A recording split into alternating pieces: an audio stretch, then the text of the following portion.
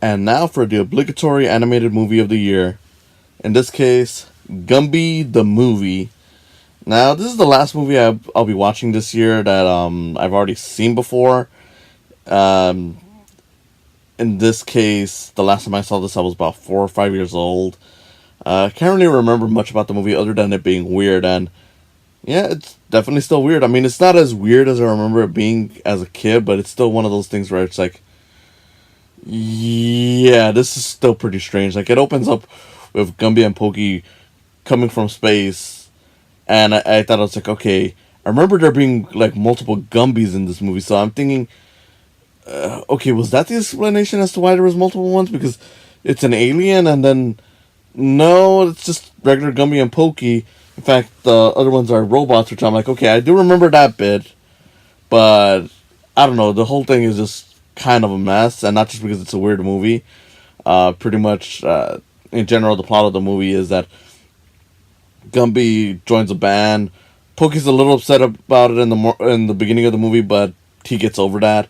Uh, the band sets up like a kind of fundraiser or something for the local farm, and then human producer, because I guess Gumby and his friends are not humans. I mean, granted, some of them were animals, but the fact that you actually see like normal looking humans, of course in clay, uh, means that they're different. I don't know. I don't really want to get into the specifics, but they get involved with that, and along the way, Gumby gets kidnapped by two blockheads who I'm pretty sure were in the old cartoons, but I can't really remember because I'll be completely honest here, folks. I don't really remember Gumby all that much, other than he's a stop motion character, Clay, and he hangs around with Pokey.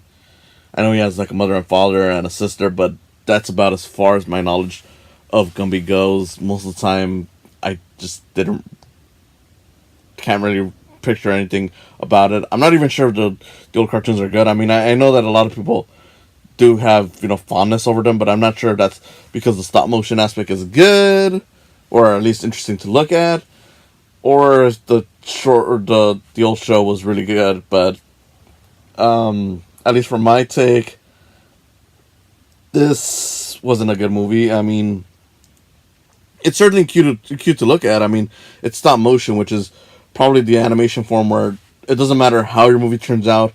Just looking at it is still impressive because you know that a lot of work went into just having the characters move the way they do. And again, even if it's not very good animation, like this is very stiff compared to other animated films. It at least again looks decent.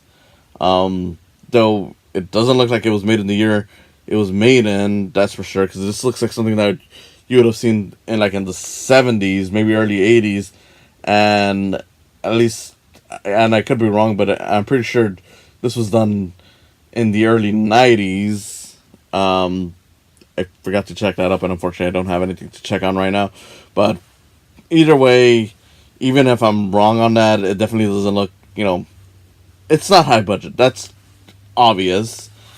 And yeah, I mean, I can't really say much about it other than it looks cute, but it's just a boring mess. I mean, it's boring, it's weird. Like I said, stuff happens, and none of it particularly makes sense. Like, I know at one point you have like a sword fight between the Gumbies, and there's some kind of humor there because uh, it's Gumby using a lightsaber, and even though it's clearly just there just to be like, okay, let's try to you know